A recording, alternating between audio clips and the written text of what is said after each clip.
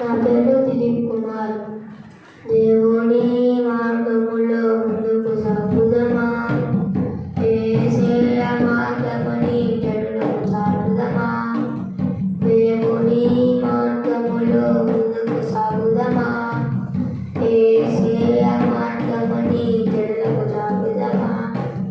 రక్తం కాచి ప్రాణం పోసి సిద్ధము చేసినది, రక్తం కాచి ప్రాణం పోసి సిద్ధము చేసినది.